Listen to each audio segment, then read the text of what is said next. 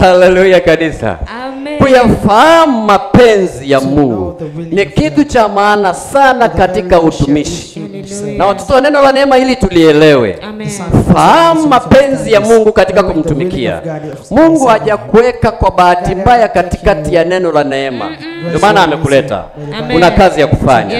Hiyo kazi ambayo unataka uifahamu, lazima ufahamu ni kazi ipi ambayo unataka kuifanya, kwa sababu ina muda. Hallelujah. Ni swala la muhimu sana.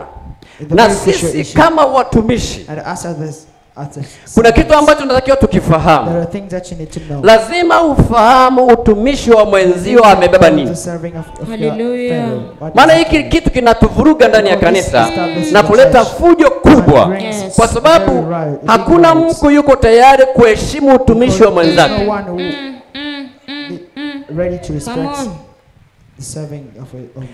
Shida tunayopata ni kwamba kile ulicho nacho unatamani ndicho kionekane zaidi kuliko cha mwenzako. Na hii ni shida ndani ya kanisa. Hatuendi namna hiyo kimungu. Kwa sababu sio wewe utumikae, bali ni Kristo atumikae ndani yako. Ndio maana anasema tumfuate yeye. Nje ya yeye hakuna utumishi. Na kama nje ya yeye hakuna utumishi, kwa nini unataka kujionyesha wewe na kuua utumishi wa mwenzako?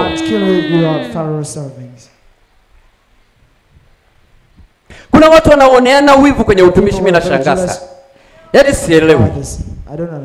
Sielewi. Wakati kila mmoja Mungu amempa cha kwake. Kinachotakiwa ni kupalilia cha kwako ili kiendelee kuwa bora. Alafu hicho Mungu alichokupa yeye, wakati unapoendelea kuwa mwaminifu nacho, ndivyo na Mungu anavyojitokeza kwako kwa kuwa mwaminifu na kukuweka mahali pa juu. Unahitaji kutumia msuli kukaa mahali pa juu. Sawa. Unahitaji kunyenyekea tu na kuyafahamu mapenzi ya Mungu ni yapi. Ukiyafahamu mapenzi ya Mungu na kuyatumikia, uwe na uhakika hata kutoa kwenye jaa na kukupandisha mahali pa juu. Atakuweka pamoja na wakuu na watu watashangaa. Amen.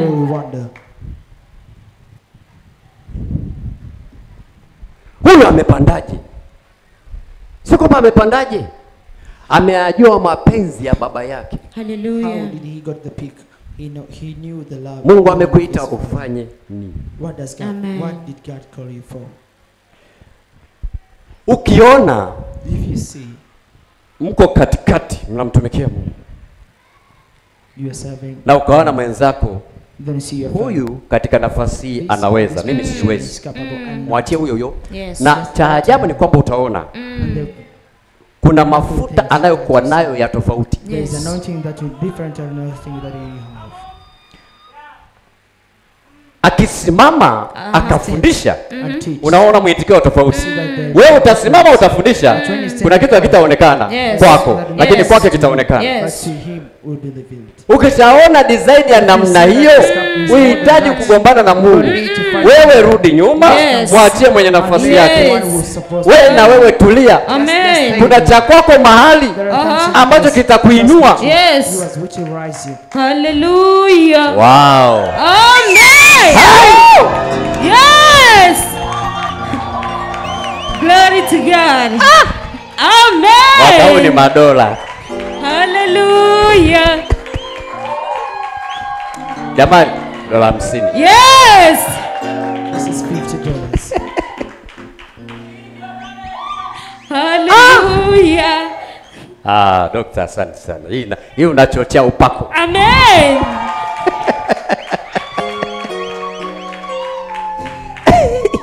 Hii unachochea upako. Amen. Injili inalipa kwa dola. Amen. Hallelujah. Amen. Jesus my Lord. Lazima tukubali To accept na kufahamu nani amebeba nini. alafu tumpe heshima yake. Amen. Kwa kadri unapompa heshima yule ambaye Mungu amempa hicho kitu, Yes. wewe ukamsupport, ukamsukuma, kuna saa Mungu anakuinua. Shida ni kwamba tunataka kujiinua sisi. Hilo ndio tatizo linalotumaliza. Yes. Umimi unatumaliza. Selfishness is what finishes us. Sema tena baba. Amen. Hallelujah. Amen. Hallelujah kanisa. Amen. Hii message This sio ya kwangu. Sawa. is not mine. Sijui Mungu anazungumza na nani. You know Yes. what? Lakini najua anazungumza na watu. And I know Sawa. God speaks to people. Hallelujah. Amen. Hallelujah. Na Mungu anataka kututengeneza watoto wa neno la neema He wants to make us ili tukae sons kwenye of mapenzi ya Mungu. So as to Yes. stay in His willings. Tukikaa kwenye channel hakuna namna ambavyo Mungu ataachilia kufungua mbingu. There's no Yes. circumstance No. which God will prohibit the heaven to be open.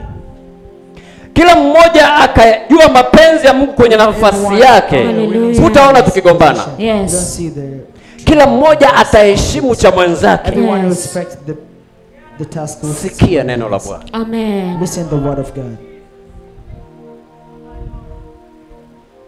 Mtie mwenzio moyo ambaye amekubalika. Yes. Kuna saa ya kwako ya kukubalishwa, Yes. Give a push to a fellow. lakini saa ya mtu huyo ikifika, That person- usimkamate miguu. Kuna watu wanawakamata wengine Yes. miguu. Kuna watu wanachoma tairi zao. Yes. People would bind the tires. Na hiki kitu Mungu hapendi. Hallelujah. Ndio maana yamkini anazungumza leo katikati yetu. He speaks to us. Kwa nini utoboe tairi za mwenzako Why do you have to ili apate bind the tires pancha? of your fellows? Kwa nini unampunguzia mwendo? Why do you decrease the speed? Amejipanga na Mungu. That Aha. is planted Kuna in namna such a- Mungu amejitokeza kwa wakati Yes. huu. way that God Kwa nini will hutaki say, asonge mbele? why don't you Kaa want nyuma to yake, go? mtie moyo, Hallelujah. muinue. Yes. Kuna saa yako ya kuinuliwa. There is a Amen. moment which will be risen. Lazima tuvue ule umimi ili Kristo aishi. Sawa. Tufahamu ya kwamba To know that sio sisi tunaotumika, Yes. ila tunatumikishwa na yeye ambaye ndani yetu. but for Amen. the one who is alive inside us. My Lord, my Jesus. Hallelujah. Mungu alimwambia Yoshua, God told nitakutambulisha kwa wana wa Joshua, Israeli. Yes. introduce Baada you ya to the Musa kufa, people of Israel. nitakutambulisha. After when Na Moses alipomtambuliza Yoshua, Aha. wana wa Israeli The walisaluti, Israelites wakamwambia, saluted. kama tulivyomsikiliza Musa, ndivyo tutakusikiliza na wewe. died, the way we listen to you. Kwa nini? Kwa sababu Mungu amemtambulisha. Yes. Introduced him. Kwa nini unataka kutumia nguvu nyingi Why kutambulika? do you want to use many powers to be known? Why?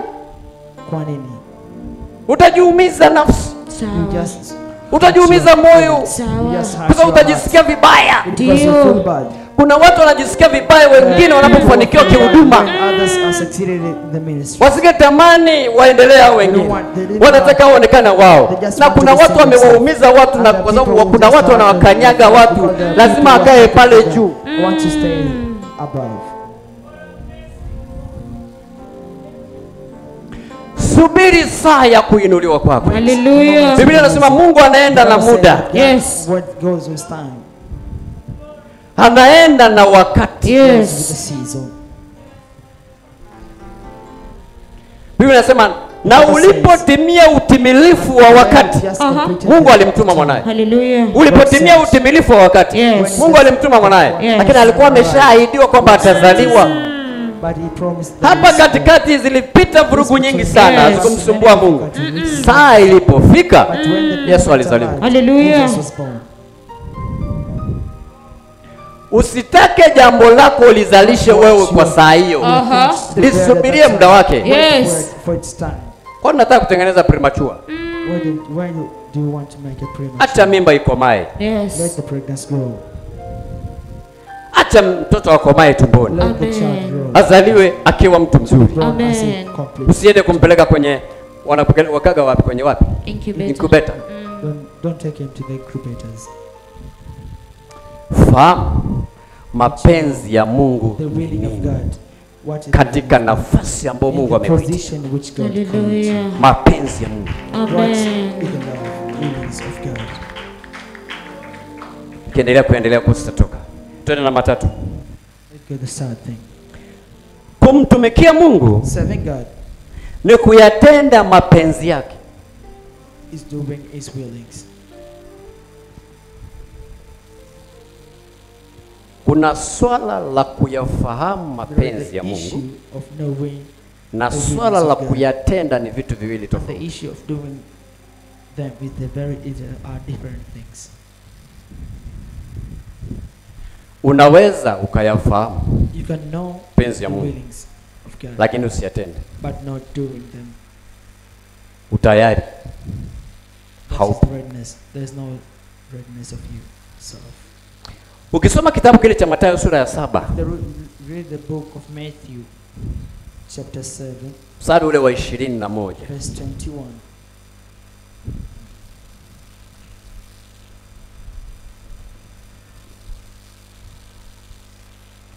Namba mmoja nisomee. Si kila mtu aniambiaye Bwana Bwana ataingia katika ufalme wa mbinguni, bali ni yeye afanyaye mapenzi ya Baba yangu aliye mbinguni. Endelea. Wengi wataniambia siku ile, Bwana Bwana, hatukufanya unabii kwa jina lako, na kwa jina lako kutoa pepo, na kwa jina lako kufanya miujiza mingi? Ndipo nitawaambia dhahiri, sikuwajua ninyi kamwe. Ondokeni kwangu ninyi mtendao maovu. Tulia hapo. Hakuna mistari inanipa changamoto kwenye Bible kama huu mstari. There are no scriptures which give me Unanipaga changamoto sana. challenges at Kwa this. sababu Biblia inasema Because the Bible says, sio kila mtu not everyone aniambiaye Bwana that sings Bwana unto me, Lord, Lord, atakayeingia katika ufalme wa shall mbinguni. enter the kingdom of Lakini heaven. anasema But he says, ni wale wafanyao "Those mapenzi ya Baba the will yao. of my Father which is in heaven." Wengi wataniambia siku ile, Bwana, Many people tulifanya say miujiza to me, mingi, tulitoa unabii, Lord, tulitoa mapepo, tuliponya watu. And they will cast demons. Anasema nitawaambia ondokeni kwangu ninyi mtendao maovu. Sasa hebu niambie, uovu gani hapa wa kutoa mapepo? Uovu gani hapa wa kutoa unabii? Watu walitoa unabii, watu walifanya miujiza mingi, lakini Mungu anakataa hizi huduma. Anasema hamkuyafanya mapenzi yangu. Gets to go against these ministries because Jesus says you haven't done my will. Halo? Hello. Kwa sababu watu wengi wanapenda sana kukimbilia kwenye hii miujiza, kukimbilia kwenye haya masuala ya unabii, kukimbilia huko. Yes. Getting into prophecies. Ni vitu ambavyo vinashawishi. These are the things that Unapoambiwa jana ulikula kande na kweli ulikula kande, ukajua mahali penyewe ndio hapa. amaze, and then they say that this is the right place. Sasa Yesu anasema hivi, And Jesus says, hawa watu watakuwa walifanya ishara "Those nyingi, people who Yes. just lakini anafika mahali anasema hivi, and is Richard Bright nitawaambia says, sikuwatambua. I will tell them that Ondokeni kwangu ninyi mfanyao. Maana yake ni sins. What does maana it mean? yake hayakuwa It means that mapenzi it yake was not his kufanya hayo to mambo. do those Kwa hiyo things. unapofanya When you do kitu things nje ya kile Mungu outside of alichokitaka, Yes. Instead of what Christ, kwa Mungu anaona ni kitu kama uovu tu. Jesus, God sees that is his sins. Haleluya, Amen. haleluya. Amen. Yaani unapofanya, unaweza ukafanya kitu ni kizuri, But you can do a right thing, alafu kinaufurahisha moyo wako, Yes. kisifurahishe moyo wa Mungu. but doesn't make Jesus, God happy. Anasema watakaoingia And say that who will Uh-huh. katika ufalme wa mbinguni Yes. the kingdom of God, sio wale wanaomwita, it's not those who are calling him. ni wale wanaoyafanya mapenzi Are those ya who Baba do yao. Yeah. the willing of Amen. God. Na ndio maana nakusisitiza That's why it says, na kukuambia ya kwamba I'm telling you that jitahidi kujua Mungu amekuitia nini, what has God mapenzi told you. ya Mungu The ni willing of nini God. What is the Amen. willing of God kwako, to ili you? uyajue So as na to kuyafanya. know and do Maana them. katika shamba la Mungu The farm of hujaitwa kwa You have hasara. scored. Kila mmoja ameitwa kwa Everyone namna is yake na called kwa in his nafasi yake. position Amen. and his- Wale wafanyao mapenzi ya those who Baba yao, do the willings of hao God. ndio watakaoingia katika Those are ufalme the wa one who mbinguni. just enter the kingdom of heaven. Haleluya. Amen. Kufahamu ni nini ambacho Mungu anataka ufanye. Knowing what God wants you to Mungu ni do. wa ajabu sana. Get into the Tunaweza kingdom. tukaandaa mkutano mamilioni ya pesa kwa kuota watu wawili. We can prepare a session into million of Mmekaa, dollars. mmetengeneza budget ya mamilioni ya hela. Mnaandaa mkutano Billions of mkubwa. money. But Ukafikiri wataokoka watu wengi, akaokoa watu hawa. You raise a big congregation. Ndio aliowakusudia, aliokuwa wewe gharama utumia kubwa. Yeye anachukua watu wawili. Ndio aliowataka. Kwa sababu hawa wanajua watayafanya mapenzi yake. Amen. Hallelujah. Amen. Hallelujah. Amen. Kwa kuna siri ambayo Mungu anataka tujue, swala la kujua nini Mungu ametuitia kufanya. Mungu ameweka nini ndani ya moyo, na hicho kitu alichokiweka unakitumia wapi? Lakini kama Mungu amekuleta ukawa chini ya huduma ya neno la neema, sai tunavyoongea, kuna kazi ambayo Mungu anataka uifanye. Ndio kitu ambacho unataka ukifahamu. Alafu utakiwa kumwangalia mtu. Hii ni special assignment for you. Amen. Kazi maalum kwa ajili yako. Because that's the purpose of God for you. Ni kwa ajili ya kusudi la Mungu kwa ajili yako. Na kuna kitu ambacho Mungu atataka akufanyie kwa wakati huo. Unapofahamu mapenzi yake. Biblia inasema lazima tuyafahamu mapenzi ya Mungu katika zama hizi tulizo nazo. Kwa sababu Biblia inasema hizi zama tulizo nazo ni zama za uovu. Uovu utachukua nafasi kubwa sana kwenye mapenzi ya Mungu katika zamani tunazoishi sasa. Na ndio maana lazima zamani tunazoishi sasa sehemu kubwa imekamatwa na uovu.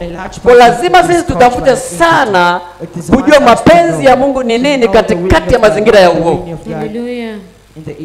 Ili uovu usije ukawa na nafasi kubwa. Mapenzi ya Mungu yana nafasi kubwa. The willing of God to have a very big chance to us. My Lord, my Jesus. Jesus, my Lord. Andika.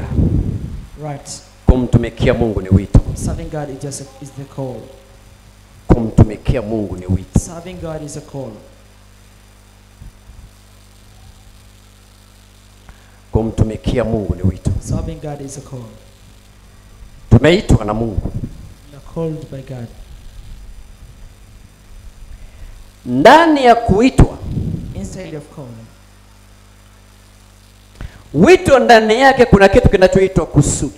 The call inside it, there are things which called the purpose. Wito ndani yake, inside the call, kuna kitu kinachoitwa kusudi. there are things which is called the purpose. Na ndio maana Mungu amekuokoa katikati ya ndugu zako, amekuokoa wewe.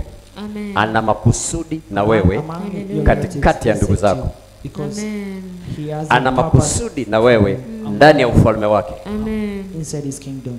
Pengine familia ya kwenu ingeweza kuangamia, lakini akasema nimtafute mtu atakayesimama kwa niaba ya hii familia. Yes. Akakuokoa wewe. Usimame kama kuhani ili wengine wasiadhibiwe. So what others not be punished. Kupitia Ibrahimu, Lutu aliokolewa. Through Ibrahim, Lot was saved. Hallelujah. Mungu wa anamtafuta mtu atakayesimama mahali ili asiharibu. Wakaona kwamba katikati ya familia ya kweli kuna tatizo linaweza kuwepo likaleta uharibifu. Anajua nitamuinua mtu. Hata kama utazungumza maombi mawili matatu mbele zake kwa ajili ya familia ya kweli, Mungu anasikia hayo maombi. Kwa sababu umesimama kwenye nafasi yako ili nyumba ya kwenu isiangamizwe. Ndio maana amekuokoa, amekuita, ana makusudi na wewe. My Lord, my Jesus. Na kusudi ndilo linalozaa mapenzi. Kusudi ndilo linalozaa mapenzi ya Mungu. Kujua ni nini ulichoitwa.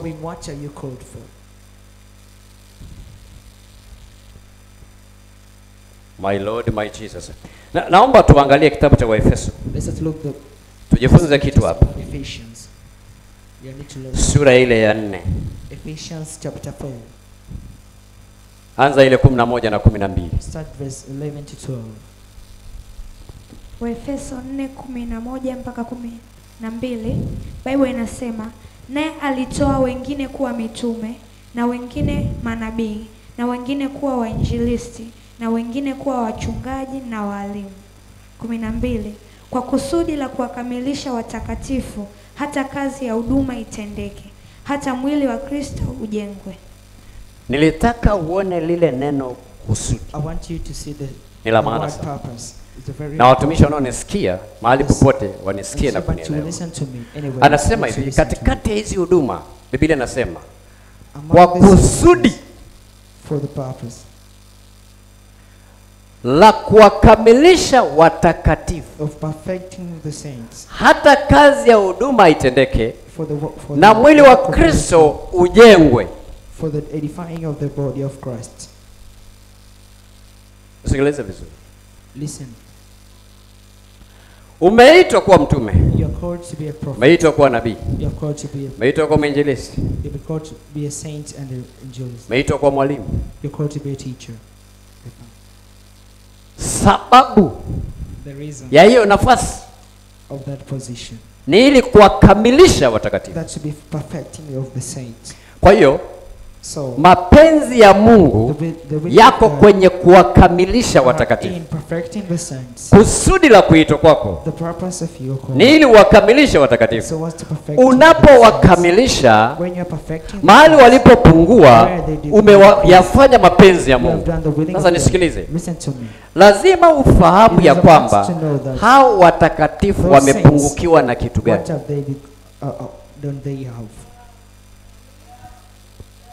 Sio tu kwamba unawakamilisha watakatifu, lakini lazima ufahamu ya kwamba wamepungukiwa na kitu gani. What don't they have? What did they lose? Na hapa ndipo ambapo tunaharibu. Here is where we destroy. Kwa sababu it is because usipoelewa when you don't understand hawa watu ambao Mungu amekupa, these people which God given, wamepungukiwa na kitu gani na wanataka nini, what don't they have and what do they want, bado hujatimiliza mapenzi ya Mungu, japo utakuwa kwenye kusudi. But even if you are in the purpose, uko kwenye kusudi, kwa sababu already umeshaitwa kwa mwalimu, umeshaitwa kwa mwinjilisti, umeshaitwa kwa mtume, umeshaitwa kwa nabii. Yes, nabii unatabiri nini? What does the apostle? Nini ulichoambiwa utabiri? What are you talking? Sio unatabiri kwa sababu unapenda. Just to prophesy because you love. Kwa sababu huo utabiri haujawekwa ndani yako na wewe. Aliyeweka ni Roho Mtakatifu. Who kept inside you is the Holy Spirit. Na ndio maana huwezi kutabiri tu alimradi unatabiri. So not just prophesy because you prophesy. Kazi zote Biblia inasema anazifanya yule Roho akae ndani yetu. The Holy Spirit inside us. Hiyo nafasi ambayo Mungu amekuitia, hiyo ambayo umeitwa kwa kusudi la kuwa mtume, ya kuwa mwalimu. Mungu amekuagiza kufanya nini cha kujenga? Inawezekana hiyo nyumba unayojenga inahitaji tiles, wewe unaanza kupambana na tofali. Wewe inawezekana Mungu amekupa kuweka ceiling board, wewe unang'ang'ana na tiles. Kuna mtu kwenye finishing ya nyumba, mafundi wako tofauti tofauti. Ujenzi wa nyumba wako mafundi tofauti tofauti. Ushawahi kujiuliza nini? Kuna mchoraji anamaliza, kuna mjengaji, kuna wanaofanya finishing. Kuna mtu anayejua kujenga tofali, ukimwambia aweke ceiling board hawezi. Ukimwambia achore hawezi. Nyumba ya Mungu inajengwa na mafundi wengi. Ndio maana Mungu ameweka huduma nyingi. Tatizo ni kwamba wajenga tofali, unaona kwamba inalipa kwenye tofali, wanagombania huko wote. Kwa sababu wanajua kwamba kumbe kwenye tofali kujenga kunalipa. Wote wanaenda huko. Kwa sababu wanakimbilia maslahi zaidi kuliko kukimbilia mapenzi ya Mungu. That's the problem. They go most for the money but not the winning of God. Wakiona kuweka tiles kunalipa, wote tunahamia kwenye tiles. Sasa tukifika kwenye tiles tunagombana. Kwa sababu tunagombania kitu kimoja kwenye nyumba kubwa. Wakati kumbe we Mungu amekuweka tiles. Alafu kuna mwingine ataweka gypsum. Kuna mwingine ataletwa apake rangi. Wewe maliza kazi yako, nyamaza, subiri assignment nyingine. Just finish your work and keep quiet. So much to wait for another. Usiende rough. Just going rough. Ukienda rough unafungwa magoli. If you go rough, you will scored. Hallelujah. Hallelujah. Na ndio maana ndani ya kanisa kuna vita na vurugu. Kwa sababu wote tunakimbilia kitu kimoja. Na tunaangalia maslahi zaidi kuliko kuangalia mapenzi ya Mungu. Apart from the working and the ruling of God. Hatujaitwa kumtumikia Mungu ili tupate hela. So as to get money. No. Hela ni kifuatacho. Money is what follows. Baada ya kuyafanya mapenzi ya Mungu. Hela itakufuata. Kwa nini? Kwa sababu unayafanya mapenzi ya Mungu. Hatujaitwa ili tupate hela. Biblia inasema mmepewa bure, toeni bure. Swala la wewe kupata, anajua aliyekupa assignment. Tena yeye anajua haki sana kuliko wewe. Lazima ufahamu assignment ambayo Mungu amekupa. Hiyo ndio iliyobeba. Mbingu zinajua, mbingu zinajua haki kuliko wewe. My Lord, my Jesus. Kwa kusudi la kuwakamilisha watakatifu, hata kazi ya huduma itendeke. Maana ni kwamba lazima ndio maana nakwambia hivi, kuna ugomvi mkubwa na vurugu nyingi ndani ya kanisa. Katika kumtumikia Mungu kuna mapungufu. Na hayo mapungufu hatujajua namna gani tuwasaidie watakatifu ili vurugu isiwepo, ili kila mmoja akae kwenye channel yake, mwingine asimuingilie mtu channel yake. Kila mmoja ameitwa kwa channel yake. Sasa tunakaa kwenye kusudi, lakini kuyatafuta mapenzi ya Mungu hakuna ambaye yuko tayari.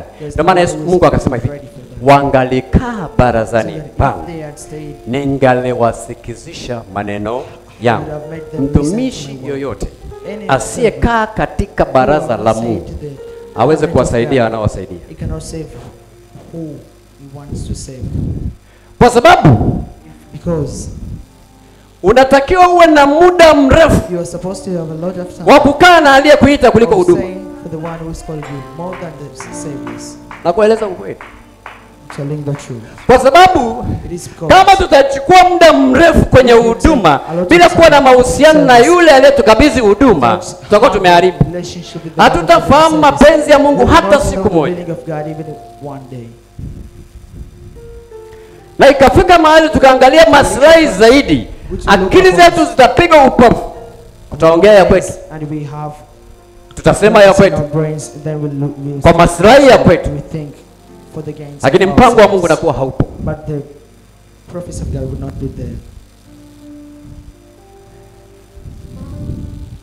Kwa kusudi la kuwakamilisha watakatifu, hata kazi ya huduma itendeke.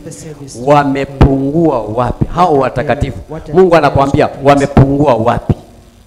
Lazima ufahamu wamepungua wapi. Kitu gani kimepungua kwao? Kwa lazima upate muda mrefu, upate muda wa kukaa na Mungu, akuambie leo wanataka hiki, mkate huu ka wapi? Hiki ndio chakula chao cha leo, huu ndio mkate wao wa leo. Hizo kondoo watakutumikia Mungu wakiwa wanamjua Mungu wao. Utasikia vurugu. Asante Yesu. Watoto wa neno la neema, hakutakuwa na vurugu katikati yetu. Na ndio maana Mungu anasema na sisi, ili kila mmoja aweze kukaa kwenye channel yake. Tafuta kupalilia mraba wako ambao Mungu amekupa, alafu usimwangalie mtu. Usimwangalie mtu. Don't look upon someone. Paulo anasema, nikiyachuchumilia yaliyo mbele nikiyasahau yaliyo nyuma. Ninakaza mwendo, si kwamba nimekwisha kufika. La, anasema ninakaza mwendo. Kwa nini unanipunguzia race? Why do you make me decrease my speed? Kuna watu wengine wakitutumilia mbele wakati wanaweka mbio ndio wanakuambia wanataka kupiga na ngwara. Na kuambia utawapiga ngwara, wataanguka, watasimama, watasonga.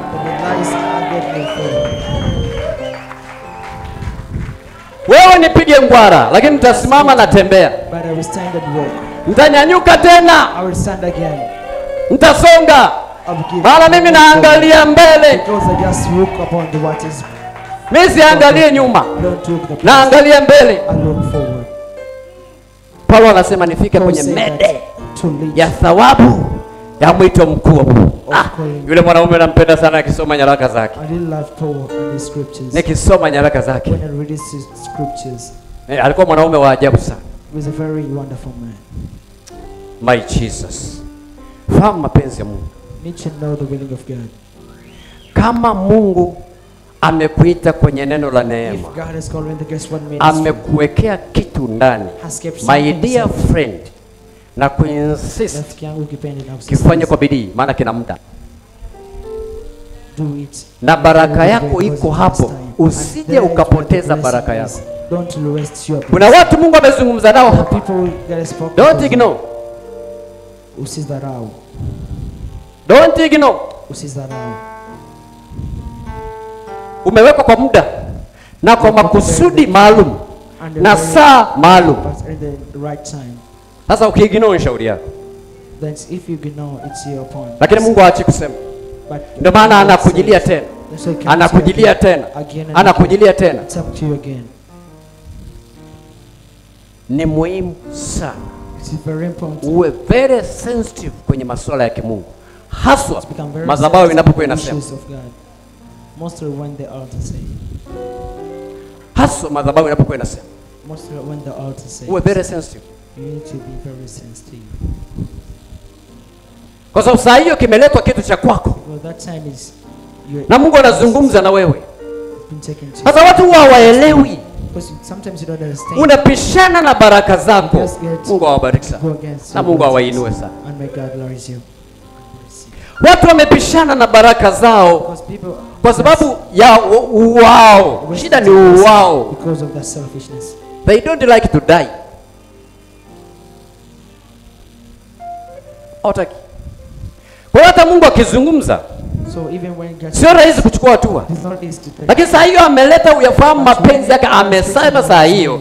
Kwa sababu Mungu anapokupoint, akasema kwa habari yako, uwe makini sana. You need to be very sensitive and very keen. Analo kusudi. He has a purpose. Fahamu mapenzi yako ni nini unapokuwa ndani ya neno la neema. Kama Mungu amekuwekea uimbaji, imba sana. Kama Mungu amekupa kumtolea hapa, mtolee sana. Kama amekupa kuwalinda watumishi wa Mungu, walinde sana. The ministers of God, just protect them more. Utavuna kwa wakati wake. We're harvesting the right time. Fahamu mapenzi ya Mungu. You need to know the willing of God. Swala kumuita Bwana, Bwana, Bwana. Bwana Yesu asifiwe. Bwana Yesu asifiwe. Sote anaishi kwa Mungu. Sio swala kwa Mungu. Kwa Mungu anataka ufahamu mapenzi yake. Hicho kitu kinachoitwa mapenzi ya Mungu ni nini? Okay, umeitwa yes kuwa mwalimu, umeitwa kuwa mwinjilisti yes kwa kusudi sawa, watakatifu, ili mwili wa Kristo ujengwe. Nini unataka uweze ukaelewa ni nini ambacho kinatakiwa, mpaka huo umekaa kwenye magoti umuulize Mungu, hawa watu wanataka nini? Kwa nini umenipa hawa watu? Sasa unakuta tuko busy zaidi na huduma kuliko kuwa busy na aliyetuita.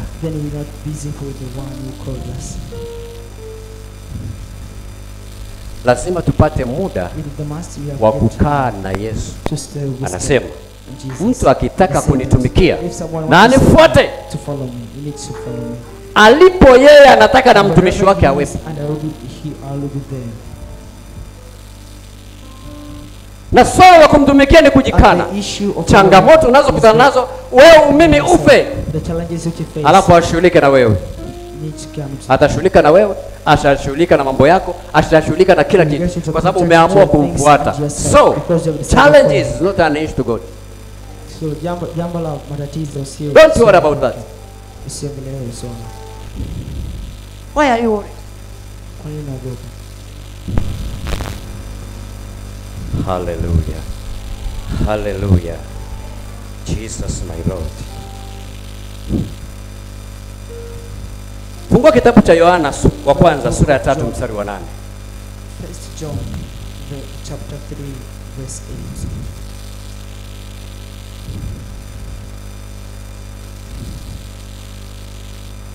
8. Yohana wa kwanza 3:8.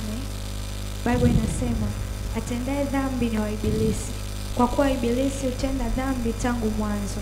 Kwa kusudi hili mwana wa Mungu alidhihirishwa ili azivunje kazi za Ibilisi.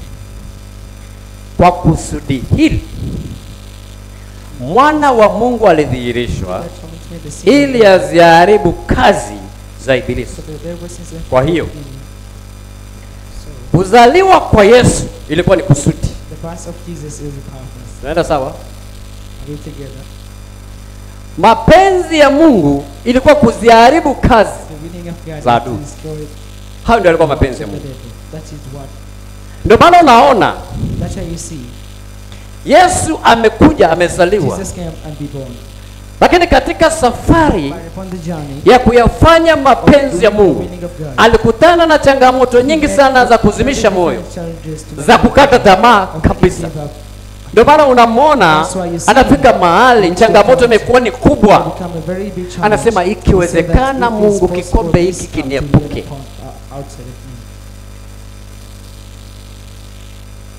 Lakini alikuwa ameshajikana kwa sababu ni lazima ayafanye mapenzi ya baba yake. Sasa mapenzi ya baba yake alikuwa na changamoto.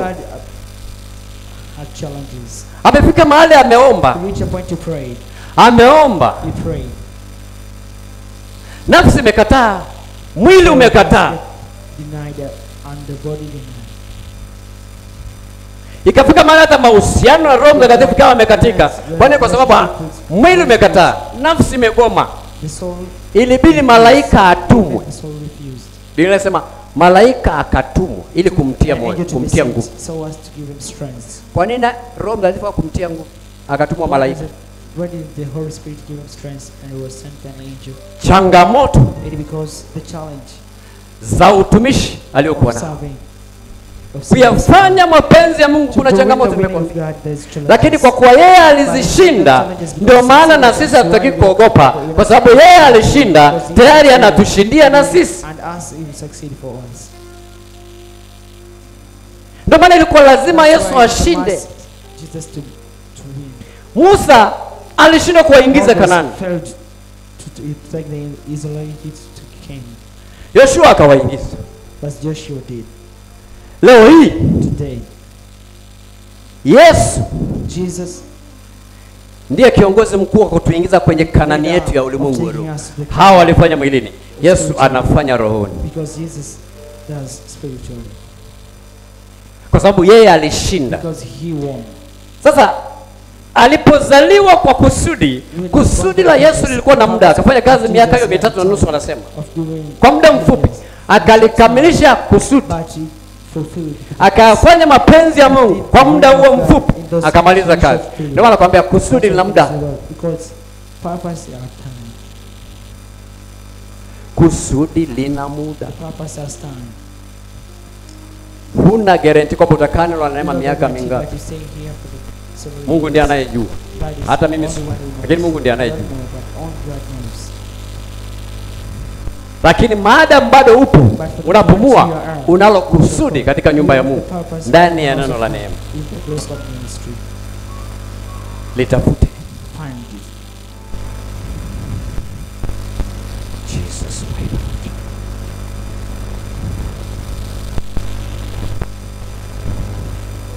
Ndani ya mapenzi ya Mungu ndipo tunapokutana na majukumu ambayo Mungu anataka tuyafanye. Assignment.